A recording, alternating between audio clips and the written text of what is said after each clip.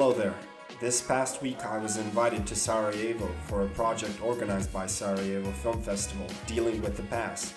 It was created to initiate a dialogue on reconciliation and coping with the traumas of war between members of different generations and communities in the region of ex-Yugoslavia through film.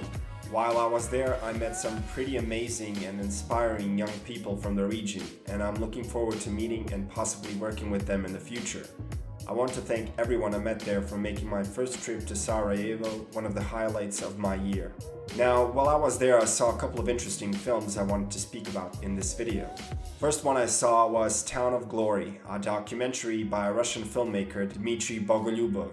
It follows the people of a small town called Yelnya, which is shrouded in nostalgia for the USSR and the glory days of the World War II Soviet Army. The city stands as a haunting metaphor for patriotism, resilience, and propaganda. The town and its people are living in the past, stuck between their hopes and the harsh reality that surrounds them. The biggest asset at this film's disposal are the people Dmitry captures with his camera. It seems as though they're finally getting the chance to speak their beliefs to someone who wants to listen. They're funny and charismatic, lost and tragic. They feel like victims of bigger forces who don't seem to care about them, and at the same time, victims of their own hopes and dreams. It was a fascinating look at how war and its history is used today to hold people back and recycle their trauma to keep them away from the rest of the world. I wish the film leaned more into that aspect of the story, the people which are the most interesting parts of the film. The couple of them we do get to know more personally still felt unexplored fully. The moments where people truly open up are emotional and it helps humanize them, otherwise they look like caricatures. Dmitry spoke about the pressure and the entire process of filming, and it was obvious he was working in a tough environment for an artist, but I still feel there is something missing in the film. Other than that, if you're interested in history and the Soviet Union, I think this film will spark your interest even more. The second film I saw was a short film, There's Still Someone in the Woods by Joan Arc Sola, which came unexpectedly at the discussion we had with Aina Jusic. She's a feminist, activist, and a child born during the war as a consequence of rape when her mother was raped by a war criminal. The story of Aina and the other children born out of war was an eye-opening experience. It is short and to the point, and it makes you very uncomfortable. It follows Aina, Alan, and Layla, who are children born out of rape, and a couple of women who were the victims of rape during the war. Their confessions are shocking, disturbing, and very emotional. It shows every perspective of war and gives each participant a voice to say their side of the story. Listening to their experience is frustrating because the governments in each country completely disregard victims and treat them as criminals. It exposes the crucial role of the patriarchy and how it betrays women in time of war and those who end up surviving it.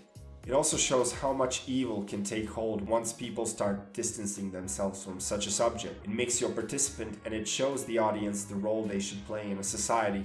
It is a powerful film which undoubtedly makes an impact, and I think everyone should see it. The creators also made a play by the same name, so if you stumble upon it in either forms, do yourself and others a favor and check it out. The third film I saw was Radiograph of a Family by the Iranian director Firuze Khoshromani.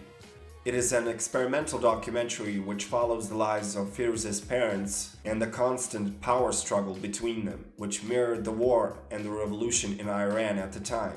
What struck me most about this film was its powerful presentation. The whole film is made like a radio drama with family photographs and archival footage. It sounds simple and uneventful, but its strength lies in its simplicity. When we talk to Firuze, I notice how much effort she puts in her films. Every word written, every frame filmed, every photograph shown is a part of a bigger picture, and they all create a stable foundation for an interesting experience. It manages to be poetic and informative at the same time without sacrificing one for the other. It is a personal story which she manages to relate to other people in a way that still has an artistic significance. She observes her parents from a distance, which gives them both equal opportunity to be understood. Even though they come from completely different perspectives, war can be very dehumanizing, and this film uses people as a perfect metaphor for it. Having something humanizing in the story, but looked at from a distance, free of emotional manipulation. I'm glad I discovered Firuze, and I'm looking forward to seeing more of her films because I realize she's the next in the legacy of the great Iranian cinematic artists. The last film I saw in Sarajevo was a Serbian film, not that one, called Landscapes of Resistance, directed by Marta Popivoda.